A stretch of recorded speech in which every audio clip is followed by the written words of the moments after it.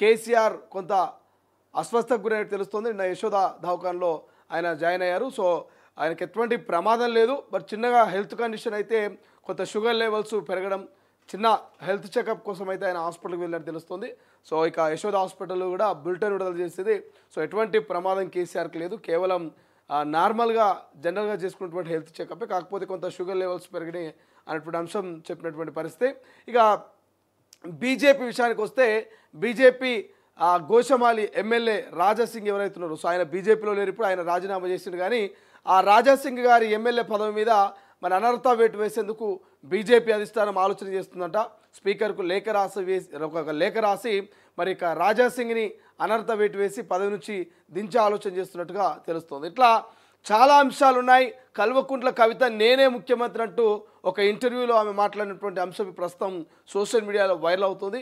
అసలు ఏం జరుగుతుంది, తాజా రాజకీయాలు ఏంటి, ఎవరు సీఎం కాబోతున్నారు, మరి ఏం జరగబోతున్నది కల్వకుంట్ల కుటుంబంలో, బీజేపీలో కొత్త అధ్యక్షుడి తర్వాత ఎటువంటి మార్పులు జరుగుతున్నాయి, ఎటువంటి భవిష్యత్ కార్యాచరణ ఉండబోతున్నది, కాంగ్రెస్ పార్టీ మల్లికార్జున ఖర్గే రాకతో ఏం జరుగుతున్నది, మరోవైపు తెలంగాణ సెక్రటరేట్ ముట్టడికి హలో నిరుద్యోగి చలో సెక్రటరేట్ ముట్టడి అంటూ నిరుద్యోగులంతా కూడా నిరసనకు తెరలేపుతున్నటువంటి పరిస్థితి ఇవాళ. సో ఇట్లా చాలా అంశాలు ఉన్నాయి. అన్నిటి గురించి డిస్కస్ చేసుకుందాం. మొదటిగా హెడ్లైన్ చూద్దాం, తర్వాత పూర్తి వార్త కథంలోకి వెళ్ళేటువంటి ప్రయత్నం చేద్దాం. రైట్, ఒక పోల్ పెట్టే ప్రయత్నం చేయండి. నిరుద్యోగులు చేస్తున్నటువంటి ఈ నిరసన సరైనదా కాదని ఒక పోల్ పెట్టండి. సో ఎందుకంటే చాలామంది హలో నిరుద్యోగి చలో సెక్రటరేట్ ముట్టడికి పోతున్నారు. మొన్ననే బీఆర్ఎస్ హరీష్ రావు కూడా మద్దతు ఇచ్చినటువంటి పరిస్థితి మనకు కనిపించింది. కాబట్టి నిరుద్యోగులు చేస్తున్న ఈ ధర్నాలు నిరసనలు ముట్టడివి సరైనటువంటివా కావని ఒక పోల్ పెట్టే ప్రయత్నం చేయండి. చూద్దాం నిరుద్యోగుల నుంచి ఎటువంటి రెస్పాన్స్ వస్తుందో. ఇక మొదటగా హెడ్లైన్ చూస్తే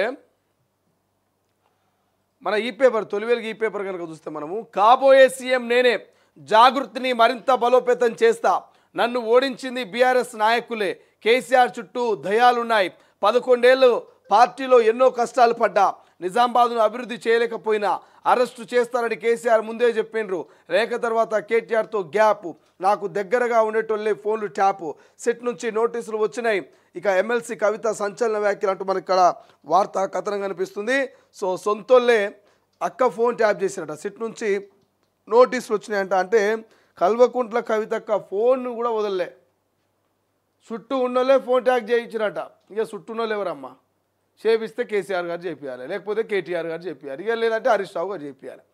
ఈ ముగ్గురిని కాదని మీ ఫోన్ ట్యాప్ చేసేంత ధైర్యం తెలంగాణలో నాకు తెలిసి ఎవరికి లేదు. తెలంగాణ రాష్ట్రంలో కేసీఆర్ కేటీఆర్ హరీష్ రావును మించి మీ ఫోన్ను ట్యాప్ చేసే ధైర్యం, చేయించే ధైర్యం నాకు తెలిసి ఎవ్వరూ చేయరు. కల్వకుంట్ల కవితక్క కూడా అదే అంటుంది. ఏమంటుంది, నేనే సీఎం అంటుంది అక్క. మరి అవుతుందా కాదా చూద్దాం. మావులో పోల్ పెట్టండి తల్లి. అట్లే నేనే సీఎం అంటున్న కల్వకుంట్ల కవిత నిజంగా సీఎం అయ్యే అవకాశం ఉందా లేదని ఒక పోల్ పెట్టుర్రి. తెలంగాణ ప్రజలు మరి కవితక్క జాతకం ఇప్పుడు చెప్తారు. ఒక గంట మార్నింగ్ షో ఉంటుంది. ఈ గంటలో తెలంగాణ ప్రజలంతా కూడా కవితక్క సీఎం అవుతుందా కాదా, అక్కకు ఆ యోగ్యం ఉన్నదా లేదా అనేది తెలంగాణ ప్రజలు ఆ రిజల్ట్ చెప్తారు. సో దయచేసి ఓ పోల్ పెట్టుర్రి కవితక్కది కూడా, చూద్దాం ఏమనుకుంటారు తెలంగాణ ప్రజలు. రైట్, ఇక చిక్కుల్లో మాధవిలత బీబికా అలాంను సందర్శించిన బీజేపీ నేత, ఇస్లాం పద్ధతిలో ప్రార్థనలు, సోషల్ మీడియాలో వీడియోలు వైరల్, మళ్ళీ మత రాజకీయాలు మొదలుపెట్టారా, ఎన్నికల టైంలో జై శ్రీరామ నినాదాలు, ఇక ఇప్పుడేమో ముస్లింలతో కలిసి ప్రార్థనలు, ఓట్ల కోసం ఇలాంటి డ్రామాలు కరెక్టేనా, విమర్శలు గుప్పిస్తున్న నెటిజన్లు. సో మాధవిలత ముస్లింల దగ్గరికి పోయినా లేకపోతే రేపు క్రిస్టియన్స్ దగ్గరికి పోయినా తప్పేం లేదు, సిక్కుల దగ్గరికి పోయినా తప్పేం లేదు. కానీ ఇక్కడ వచ్చిన తప్పల్లా ఏంటంటే అక్క ఎలక్షన్లు ఉన్నప్పుడు మాత్రం జై శ్రీరామ్ అంటుంది. అక్క పిడికిలు బిగించి జై శ్రీరామ్ అంటుంది. ఇక ఎలక్షన్ అయిపోగానే ఇట్లా ఇక్కడ షోఅప్ చేస్తే సరికల్లా జనాలు కూడా దాన్ని ఊహించుకోలేకపోతున్నారు, దాన్ని అంటే జీర్ణించుకోలేకపోతున్నారు. ఏందక్క ఉంటే న్యూట్రల్గా ఉండు, ఎన్నికలు ఉన్నా లేకున్నా అటు ముస్లింల దగ్గరికి పో, ఇటు క్రిస్టియన్స్ దగ్గరికి పో, ఇటు హిందూ దగ్గరికి పో, అందరి దగ్గరికి పో, నార్మల్గా ఎలక్షన్స్ ఉన్నా లేకున్నా. కానీ ఎలక్షన్స్ టైంలో హిందువులను రెచ్చగొట్టి జై శ్రీరామ్ అని ఎలక్షన్లు అయిపోగానే మళ్ళీ నేను అందరి దగ్గరికి పోతా అని ఈ రకమైనటువంటి మత రాజకీయాలు ఏందని చెప్పేసి అక్కను ఆల్ పార్లు అరుచుకుంటూ ఎక్కడికక్కడ ఇక అక్క మీద దుమ్మెత్తిపోస్తున్నారు. ఒక్కొక్కరు కడిగి పారేస్తున్నారు ప్రశ్నల వర్షంతో. మరి ఏం సమాధానం చెప్తుందో మాధవిలత అక్క చూడాలి. ఎందుకంటే ఇంతకుముందు మీరు చూసిరు అలా ఆమెకు టికెట్ ఇచ్చినప్పుడు, హైదరాబాదు టికెట్ ఇచ్చినప్పుడు ఇట్లా ఇట్లా ఇట్లా ఇట్లా అని చెప్పేసి పతంగి అంటే ఎంఐఎంను మేము మొత్తం కూడా అది చేస్తామని చెప్పి ఒక విల్లు ఆమె విసిరినటువంటి పరిస్థితి మనం అంతా కూడా చూసినాం. చాలా కాంట్రవర్సీ అయింది అప్పట్లో. సో ఇక కేటీఆర్ చెప్తేనే చేశా అంటూ వాట్సాప్లో ఆదేశించారు, అందుకే నిధులు రిలీజ్ చేశానంటూ ప్రొసీజర్ ఉంటుందని చెప్పా, అవన్నీ నేను చూసుకుంటానంటూ చెప్పాడంటూ ఇక ఐఏఎస్ అరవింద్ కుమార్ సంచలనం. ఫార్ములా ఈ రేస్ కేసులో విచారణకు హాజరంటూ నిన్న అరవింద్ కుమార్ విచారణకు హాజరయ్యాడు. మొత్తం కేటీఆర్ చేసినట. ఫార్మాలిటీస్ ఉంటాయి సార్, ఈ పైసలు ఇట్లా పంపించాలంటే ఆయనేం చూసుకుంటా కానీ అన్నట. సరిగా సార్ చెప్పినప్పుడు వినాలి కదని చెప్పి ఈయన టకా టకా టకా టకా నిధులన్నీ ట్రాన్స్ఫర్ కొడితే ఇప్పుడు ఇక ఊసలు లెక్క పెట్టాల్సిన పరిస్థితి వచ్చింది. నిన్న అధికారులు ఏసీబీ అధికారులు కూర్చోబెట్టుకొని ఆర్పార్లు అడుచుకున్నారు. ఏం కథ, నువ్వు ఐఏఎస్ ఆఫీసర్వి ఎట్లా పంపిస్తారు పైసలు without RBI information, without cabinet information, ఎట్లా చేసి ఏం కథ అంటే నాకు మినిస్టర్ గారు చెప్పారు, అప్పటి ఐటీ శాఖ మంత్రి, అప్పటి మున్సిపల్ శాఖ మంత్రి చెప్పిండు, నేను చేసిన అని చెప్తున్నట్టు. అంటే ఈ లెక్కను చూస్తే కేటీఆర్కు ఉచ్చు బిగించడం ఖాయం. ఫార్ములా ఈ రేస్లో కేటీఆర్ అరెస్టు పక్కా అనేది అర్థమవుతున్నది. డిస్కషన్ చేద్దాం మనము.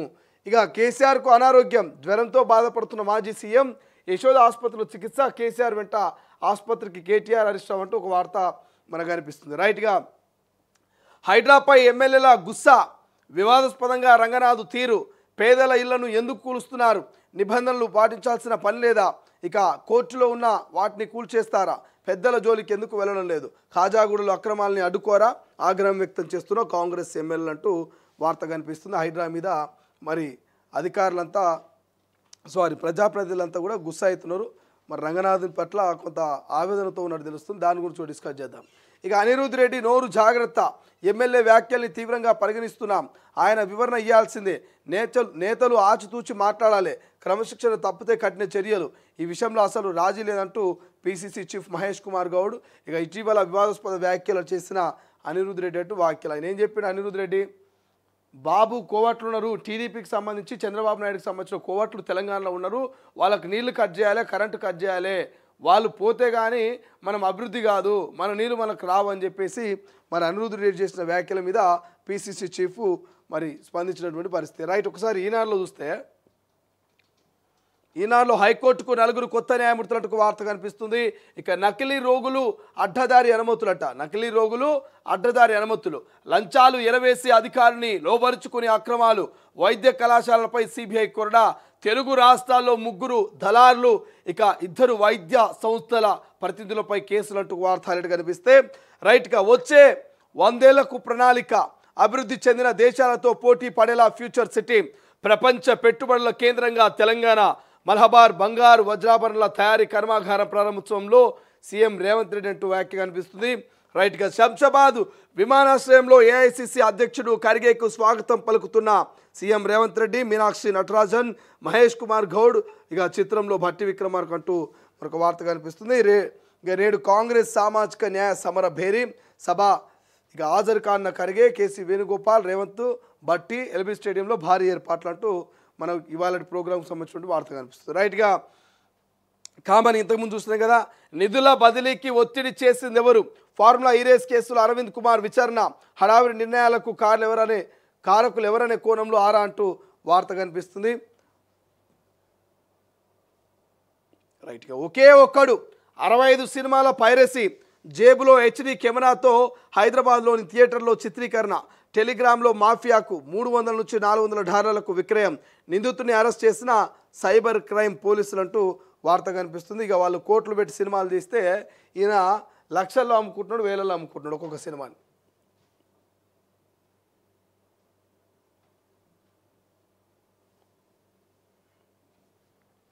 రైట్, ఆంధ్రజ్యోతిలో హెడ్లైన్ చూస్తే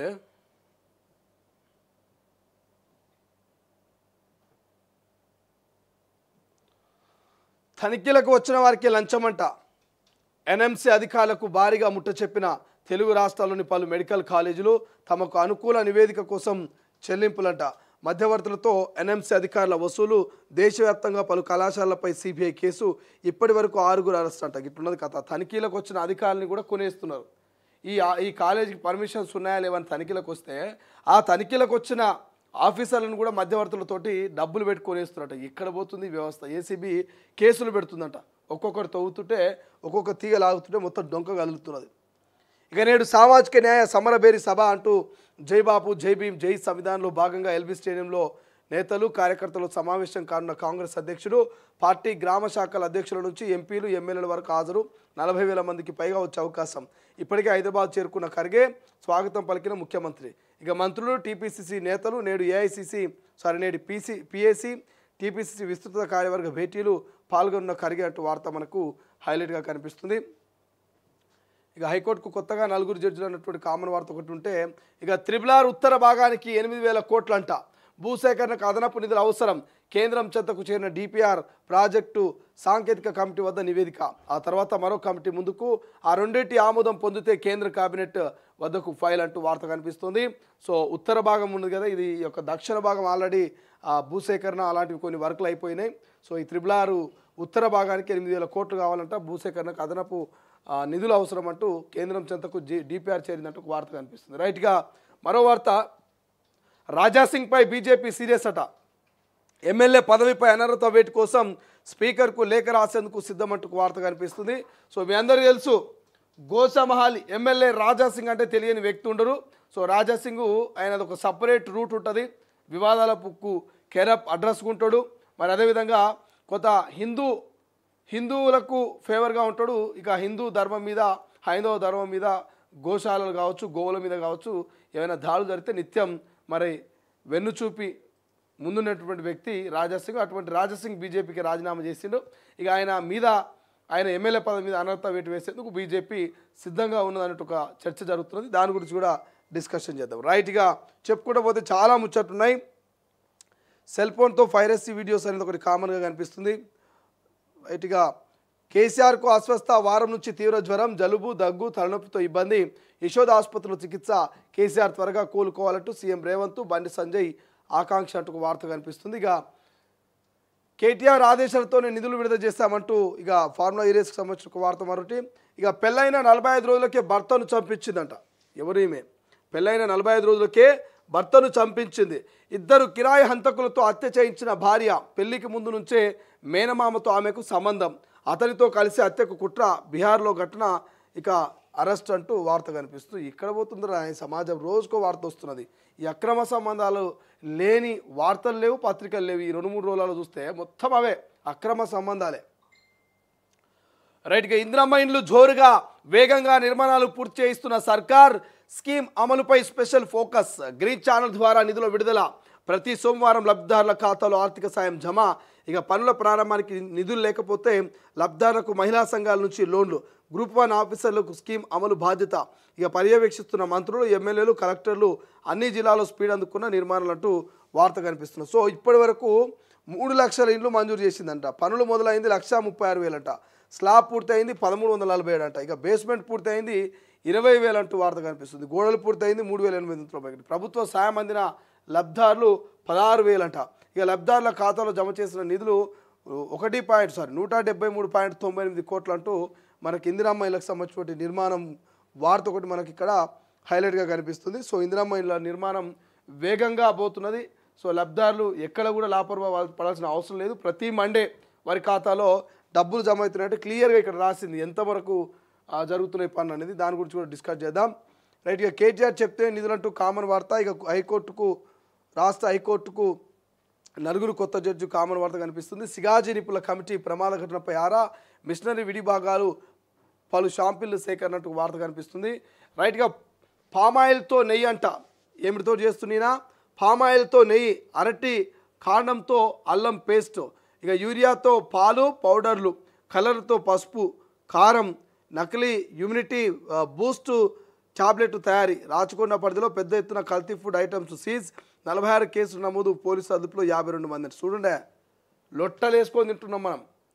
ఎక్కడికైనా పోతే మంచిగా అల్లం పేస్ట్ బాగుంది కదా, మంచి స్మెల్ వస్తుందని తెచ్చుకుంటున్నాం. పాల ప్యాకెట్ అయితే అది లెక్కలేదు. 7.5 రూపాయి తక్కువ అంటే ఆడ పాల ప్యాకెట్ కొనుక్కొచ్చుకోవాలి, పాలు పెట్టుకోవాలి, తాగాలి. ఇక మంచిగా మీగడ వస్తున్నది, ఇది మంచి క్వాలిటీ ఉందని చెప్పేసి కొన్ని అడ్వర్టైజ్మెంట్లు. సో మొత్తం కూడా ఈ అరటి గలు ఉంటుంది కదా, ఈ అరటి కాండంతో అల్లం పేస్ట్ తయారు చేస్తున్నట. యూరియాతోటి పౌడర్ తోటి పాలంట, ఇక కలర్ తోటి కారం పొల్లంట. ఎంత కల్తీ తింటున్నాం రోజు అంటే. ఇక ఈ పోవాలి ఈ పక్కన ఈ గచ్చిబౌలి హైటెక్ సిటీ మాదాపూర్కి ఇప్పుడు ఒక గంట సేపు అయితే 8:30 9 గంటలకు చూస్తే మొత్తం ఇక బ్రేక్ఫాస్ట్కి వస్తారు, మొత్తం జనాలు ఇక ఇరగబడుతుంటుంటారు ఆ హోటళ్ళ దగ్గర. మరి నిజంగా క్వాలిటీ ఉందా లేదనేది ఎవరు చెక్ చేయడు. టైంకు బ్రేక్ఫాస్ట్ వచ్చిందా, తిన్నామా లేదా, టైంకు పాలు ఇచ్చిర్రా, చాయ్ తాగినామా లేదా. సో అంటే ఎంత కల్తీ రోజు కడుపులోకి పోతుంది అనేది మనం ఒకసారి ఆలోచన చేయాలి. దీన్ని ఎట్లా కట్టడి చేస్తారనేది ఇక మీకే వదిలేస్తున్నాం. ఇంటికి వెళ్ళి అన్నం తెచ్చుకుంటారా, ఇంటికి వెళ్ళి మరి ఏమైనా తినుబండారాలు స్నాక్స్ తెచ్చుకుంటారా, కానీ బయట తింటే మాత్రం ప్రాణాలకు ముప్పున్నట్టు తెలుస్తున్నది. రైట్గా త్వరలోనే జీపీఓల నియామకం అంటూ మన వార్త కనిపిస్తుంది. రెవెన్యూ సంఘాలతో సీసీఎల్ఏ భేటీ. రాష్ట్రంలో 10,954 గ్రామాలు, ఇప్పటికే 3,500 మంది ఎంపిక. మిగిలిన పోస్టుల భర్తీపై చర్చలు. ఇక పాత వీఆర్ఏ వీఆర్ఓల్లో మరికొందరికి ఛాన్స్, మిగిలిన పోస్టులకు డైరెక్ట్ రిక్రూట్మెంట్తో భర్తీకి యోచన అంటూ ఒక వార్త కనిపిస్తుంది. రైట్గా అయినోళ్ళే ప్రాణాలు తీస్తున్నారు. ఆస్తి కోసం కొందరు, అనుమానాలతో ఇంకొందరు, చిన్న చిన్న పంచాయతీలతో మరికొందరు. రాష్ట్రంలో వరుసగా జరుగుతున్న దారుణ హత్యలు, దారుణాలు అనేది కనబడుతుంది. సొంతోళ్ళే, అయినోళ్ళే.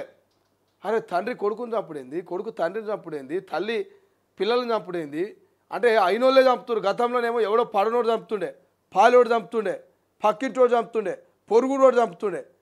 కానీ ఇప్పుడేమైంది అంటే సొంత ఇంట్లోనే చంపుతున్నారు. సొంత ఇంట్లో ఒకే కడుపులో పుట్టినటువంటి అన్నదమ్ములు చంపుకుంటున్నారు.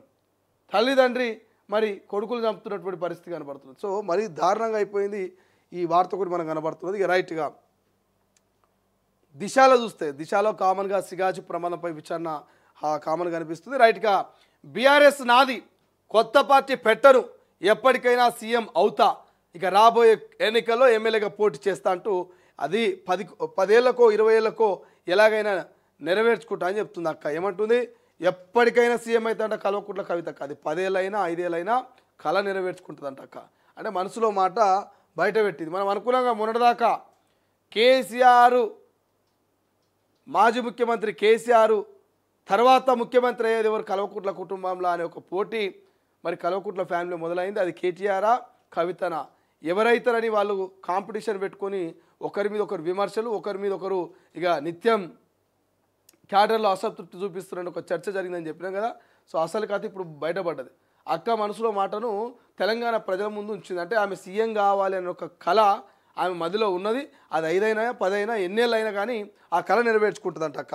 మరి అవుతుందా కాదా మనం పోల్ పెట్టినాం, తెలంగాణ ప్రజలు చెప్తారు మరి అక్క జాతకం. రైట్గా ప్రపంచానికి 4th సిటీ అంటూ మహేశ్వరంలోని 30,000 ఎకరాలు నిర్మించి అందిస్తామంటూ ఒక వార్త హైలైట్ కనిపిస్తే, ఇక జూబ్లీహిల్స్ బరిలో కొత్త ముఖం అంట, క్లీన్ ఇమేజ్ ఉన్న వ్యక్తి కోసం అన్వేషణ, ఆలోచిస్తున్న కాంగ్రెస్ నాయకత్వం. లీస్ట్లో సినీ వ్యాపార ప్రముఖులు, రిటైర్డ్ బ్యూరోక్రాట్స్ ఉన్నారట. ఇప్పటికే 10 పేర్లపైన సర్వేలు పూర్తి. కమ్మ సామాజిక వర్గానికి ఫస్ట్ ప్రయారిటీ అంట. సాధ్యం కాకుంటే మైనార్టీలకు టికెట్ అంటూ మరి అందరికీ సుపరిచితమైన వ్యక్తిని బరిలోకి దింపాలనే యోచన కాంగ్రెస్ పార్టీ చేస్తుందంట. ఎవరు ఆ సుపరిచితులు? కొత్త ముఖము జూబ్లీహిల్స్ బరిలో కొత్త ముఖాన్ని దించే అవకాశం ఉందంట. మరి ఎవరో చూద్దాం, మరి ఎవరిని దించే అవకాశం ఉంది, ఆ సినీ ప్రముఖులు ఎవరు, ఏం కథ అనేది.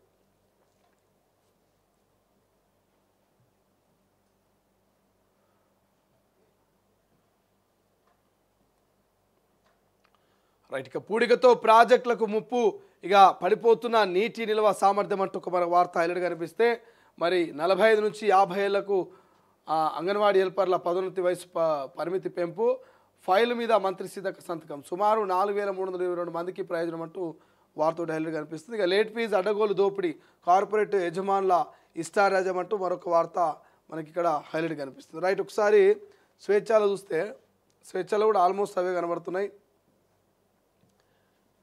చేజేతులా చేసుకొని నిందల, కవిత ఓటమికి కారణం ఎవరు, సొంత పార్టీ నేతలు ఒంటెద్దు పోకడల, బహిరంగంగా ఎమ్మెల్యేలను టార్గెట్ చేయడం వెనుక వ్యూహం ఏంటి, బీఆర్ఎస్ వాళ్ళే ఓడిస్తే వారిలో అంతలా వ్యతిరేకత ఎందుకు వచ్చింది, ఆమె వ్యవహార శైలి కొంపముచ్చిందా, తప్పు తన వైపు ఉంచుకొని నేతలను నిందిస్తున్నారా, దయ్యాల డైలాగుల్ని పొలిటికల్ డ్రామానా అంటూ కవితకు సంబంధించిన వార్త కూడా కనిపిస్తుంది. సో కవిత ఇంటికి వాస్తు మార్పు అంటూ ఎక్కువ అంశం కనిపిస్తుంది. కేటీఆర్ను అడుగుదాం, స్థానిక ఎన్నికల్లో జాగృతి పోటీ, కేటీఆర్కు విజ్ఞప్తి చేయాలంటూ కవిత సూచన, రైలు రోకో మద్దతుపై లేఖ రాస్తానని స్పష్టత, బీఆర్ఎస్ పార్టీకి సైతం ఇస్తానంటూ వ్యాఖ్యలు. సో కవితది ఏ పార్టీ, ఆమెకు బీఆర్ఎస్తో సభ్యత్వం ఉన్నదా, లేఖ రాయడం విచిత్రం అంటూ 10 ఏళ్ల పవర్లో ఉండి ఏం చేశారంటూ PCC chief Mahesh Kumar Goud comment. So ఆసుపత్రిలో కేసీఆర్ సో మచ్ కూడా యశోదలో చేరిన మాజీ సీఎం తీవ్ర జ్వరంతో ఇబ్బంది అంటూ కామన్ వార్త కనిపిస్తుంది. ఇక పెట్టుబడులకు సర్కార్ ప్రోత్సాహం అంటూ మలబార్ యూనిట్ను ఏర్పాటు చేయడం సంతోషం అంటూ ఒక వార్త హైలైట్ కనిపిస్తుంది. రైట్గా అద్దెలో అంగన్వాడీలు అంటూ మరొక వార్త. ఇక కేటీఆర్ చెప్తేనే చెల్లింపులు చేస్తారంటూ ఫార్ములా ఈ రేసుకు సంబంధించినటువంటి అంశం. రైట్, ఇవి హైలైట్ కనిపిస్తే ఇక నమస్తే తెలంగాణ చూస్తే నమస్తే తెలంగాణలో హైలైట్గా ఏం కనబడుతున్నది. సో ఇటు అప్పులు అటు పన్నులు సామాన్యుడికి కుడి ఎడమల కుంపట్లు అంటూ ఇక 20 నెలల్లో 2 లక్షల కోట్లు అంట. ఎవరు? రేవంత్ రెడ్డి. 8 ఏళ్లలో 3 రెట్లు మోదీ పాలనలో జీఎస్టీ. ఇట్లున్నది కథ. ఇంకేమున్నాయి? హద్దు మీరుతున్న హైడ్రా సున్నం చెరువులో ఇక ఎలాంటి చర్యలు వద్దు, ఇదే చివరి వార్నింగ్ అంటూ హైకోర్టు ఆగ్రహం. రైట్గా కార్యకర్తనే బలిగొన్న కాంగ్రెస్ నేతలు మంత్రి సీతక్క నియోజకవర్గంలో దారుణం.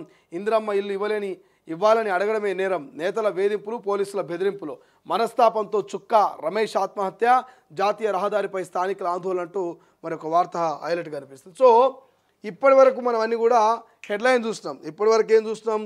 హెడ్లైన్ చూస్తాం. హెడ్లైన్స్లో మనకు క్లియర్గా కనబడుతున్నటువంటి అంశాలు ఏమున్నాయి? బాగా కనబడుతున్నటువంటి అంశాలు. సో ఒకటి కేసీఆర్కి సంబంధించిన అనారోగ్యం కనబడుతున్నది. సో 2 మరి అరవింద్ కుమార్ ఫార్ములా ఈ రేస్కి సంబంధించిన అంశం కనబడుతున్నది. సో ఇట్లా కొన్ని అంశాలు కనబడుతున్నాయి. మనం పెట్టినటువంటి పోల్ కూడా చూద్దాం. సో ఎమ్మెల్సీ కవిత సీఎం అయ్యే ఛాన్స్ ఉందా అని పెడితే సో చాలామంది లేదని పెడుతున్నారు. కవితక్కనేమో 5 ఏళ్లకో 10 ఏళ్లకో అయితే అంటుంది. కవితక్క ఏమంటుంది? 5 ఏళ్లకో 10 ఏళ్లకో ఖచ్చితంగా నేను ఏమైతా సీఎం అవుతా అని అంటుంది. కానీ తెలంగాణ ప్రజలు ఏమంటారు? అక్క మీరు 100కు 50% సీఎం కాలేరని చెప్పేసి చెప్తున్నారు తెలంగాణ ప్రజలు. నేను చెప్తున్న ముచ్చట కాదు, తెలంగాణ ప్రజలు చెప్తున్నారు. ఎమ్మెల్సీ కవిత సీఎం అయ్యే ఛాన్స్ ఉందంటే 100కు 50%, అంటే 50% మీరు అయితే అసలు సీఎంఏ గారని చెప్తారు. ఇక ఇక్కడ నిరుద్యోగుల నిరసన మీద ఇంకో పోల్ పెట్టినాం మనం. ఏం పెట్టినాం? నిరుద్యోగుల నిరసన సరైనదేనా అంటే చాలామంది 97 మంది సరైనదే అని చెప్పేసి, ఇక ఒక 13% మంది సరైనది కాదంటూ మనకి ఇక్కడ పోల్లో వాళ్ళందరూ కూడా పార్టిసిపేట్ చేశారు. ఒకసారి ఇది చూడొచ్చు మీరు. ఇక్కడ 97 మంది ఓటు చేస్తే ఇందులో ఎక్కువ మంది సరైన నిర్ణయం అంటూ వాళ్ళు చేసే నిరసనలు సరైన నిర్ణయాలంటూ మరి 87% మంది తెలంగాణ ప్రజలు చెప్తున్నటువంటి ముచ్చట మనకు కనబడుతున్నది. రైట్, ఇది మనకి ఇప్పటివరకు చూసినటువంటి హెడ్లైన్స్. ఒక్కసారి ఎక్స్ప్లెనేషన్లకు పోదాం. సో ఎక్స్ప్లెనేషన్లో ఉన్నటువంటి అంశాలని